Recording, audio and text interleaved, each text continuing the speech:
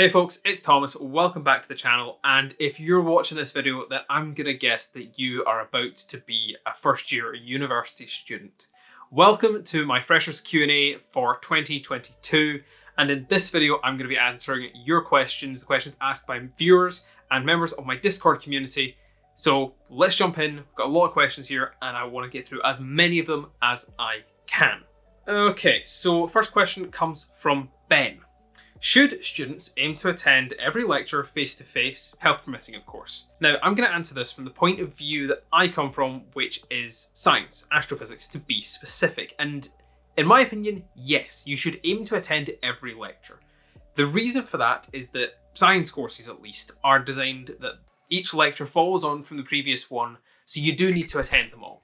I understand that in the arts that might not be the case because there might be sections of your course that maybe don't apply to what you would focus on for an exam, but you're a first year university student. You're going to be finding out a lot about what you like, what you find interesting, and a lot of it's going to be different than what you learned at school and what you thought about at school because you're learning in an entirely new way at university. So yes, I think you should aim to attend every single lecture.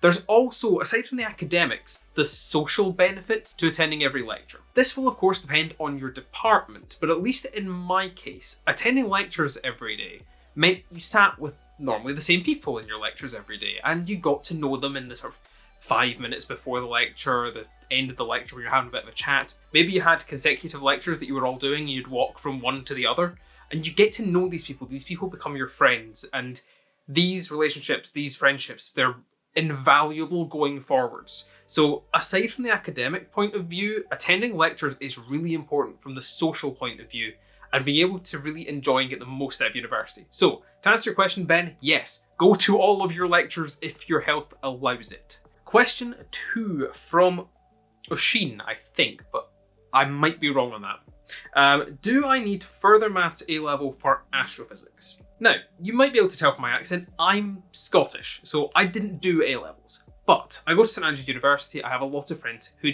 did. And the question of do you need further maths for astrophysics ultimately will boil down to the university you're going to and the entry route you want to take. So at St Andrews, there are 2 ways into your degree. You can go in at first year entry, which is a sort of foundation year that we have in Scotland that you don't have in the rest of the UK, or direct entry into our second year, which is similar to the first year in the rest of the UK. Now, I don't think you need further maths A-level for astrophysics at St Andrews, but it would be beneficial. There are certain things in the advanced higher course we have in Scotland that is required for a direct entry into second year that we do learn that isn't in the maths A-level. So further maths would be beneficial, but I doubt it's required. It's definitely not required for first year entry at St Andrews. But if you're not sure if you need a subject for the degree you're looking at, have a look at some of the universities you're interested in, email their admissions, email the admissions office for their School of Physics or equivalent, and they'll be able to tell you. Admissions officers aren't scary, they're really friendly, they will answer your questions, and they're there to ask questions of. So if you're not sure, ask them or ask your teachers, they will know the right people to contact. Hope that's helpful. The next question is from Darren. Darren has asked, what should I do to prepare for university work? Well, the first thing I'd suggest you do is remind yourself what subject you've applied for and been accepted for, because after a long summer, it's not guaranteed that you'll remember all the stuff. Remind yourself what you looked at in your final years of high school.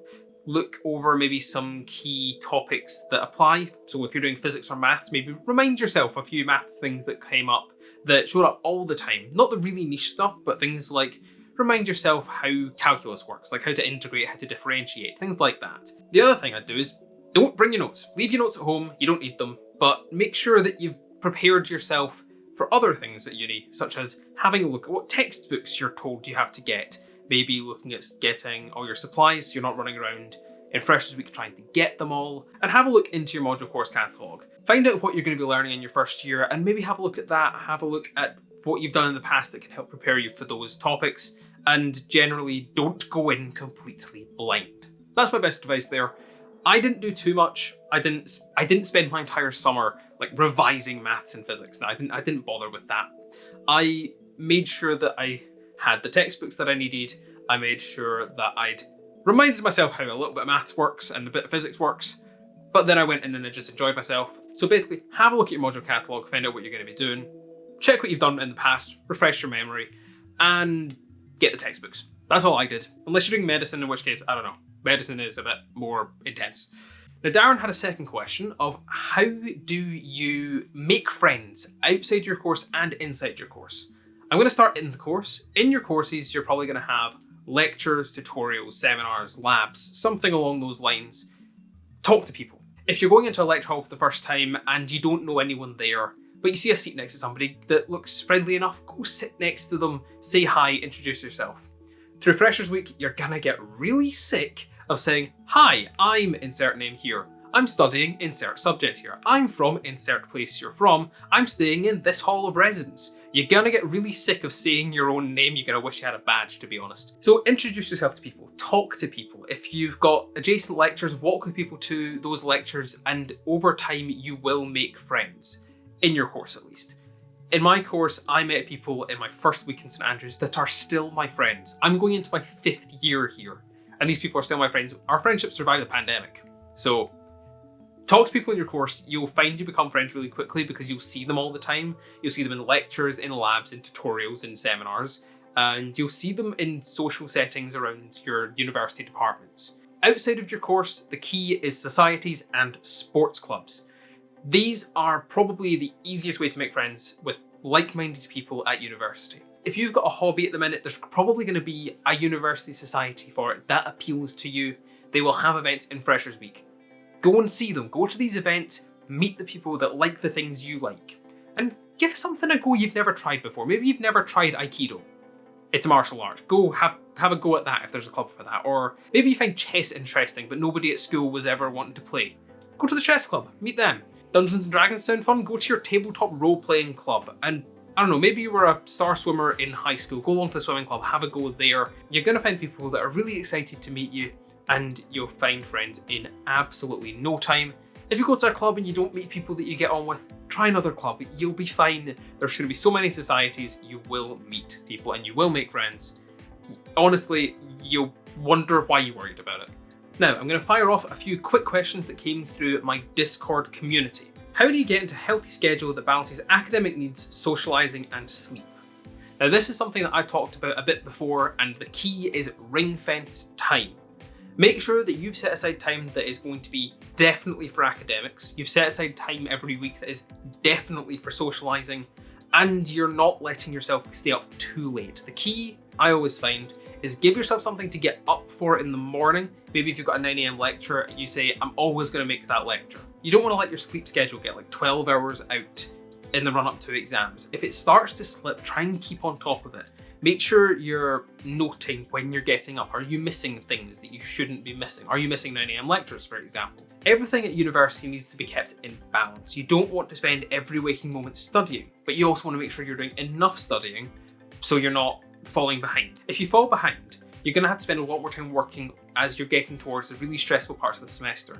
And that's going to impact on your socialising, which is going to probably make you more stressed. You're not going to have those outlets for stress. And if you're stressed, you might have trouble sleeping, which is only going to make everything else worse. So ring fence that time. Make sure that you've set aside a few hours a week for socialising. Make sure that you've got set hours that you're going to work in. Maybe you want to stick to something like a 9 to 5.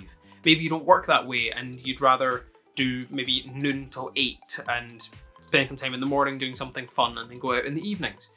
It's up to you, but make sure that you get yourself into a rhythm and a routine early in the semester. Because the sooner you do it, the easier that habit is to keep and the better chance you're going to have of having a not too stressful time when you get to your exams at the end of the semester. Okay, so we've just lost the light over there because the battery's died, but oh well, we'll continue, we'll keep going. Now, the next question from Discord is, I'm really nervous about joining university clubs. What should I do? I'm worried that I'll regret it. This is something I maybe touched on a wee bit earlier when I was talking about making friends. Please don't worry. I understand that it can be scary to go to a new place, especially if you're moving away from home. University is a big change for everyone. Some people seem really confident, like they're handling it really well, and some are, but the vast majority are just hiding their nerves better than everyone else. Just know that everyone else is in the same boat you are. You're going to be going into your university, and chances are around a quarter to a third of students there are going to be exactly like you. Brand new, coming to a new place, most moving to a new place, moving out for the first time. and they're going to be nervous too. So if a club interests you, go along to it. Just push yourself to go to that first session, and I'm sure you'll enjoy it.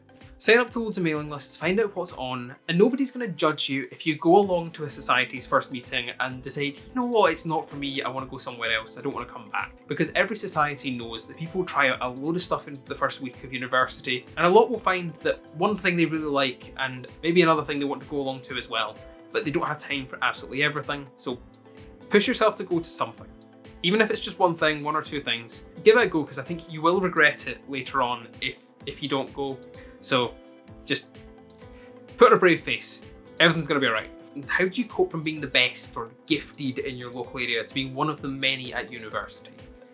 This is a really good question, and if you're going to a top university in the UK like St Andrews, Oxford, Cambridge, Durham, or in the US like an Ivy League university, then chances are you're going to be quite used to being one of the best in your year, perhaps one of the best in your school. You're now going to a university where a lot of people are going to be like that. These universities have really high entry standards, so if you've got in, you're going to have good grades.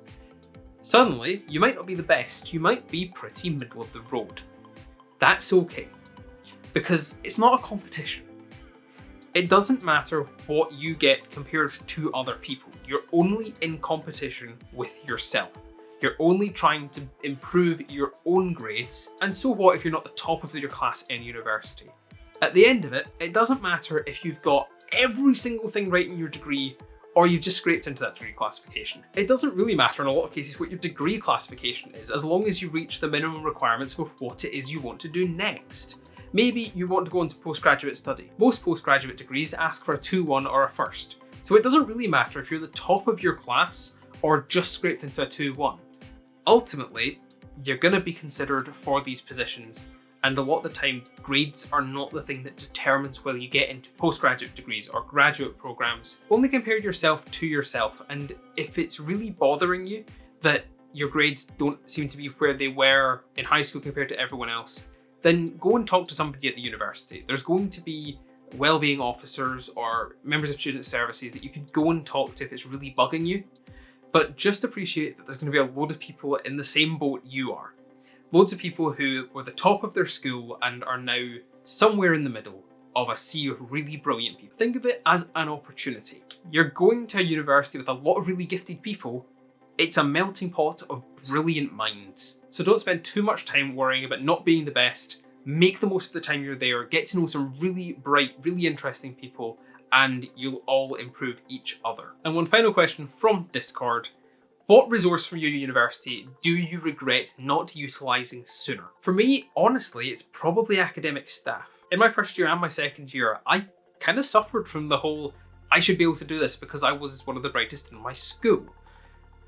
I didn't ask for help when I needed it. And since then, I've really learned to go and ask for help when I need it. Rather than just like hitting my head against the brick wall trying to figure stuff out, I learned to swallow my pride and go and talk to a member of staff who is further on in their academic career than I am and knows more about the topics than I do because I'm learning them. Academic staff are a brilliant resource. They are there to help you, so make use of them. They're not going to judge you for asking a question. In fact, they're going to think more of you for it.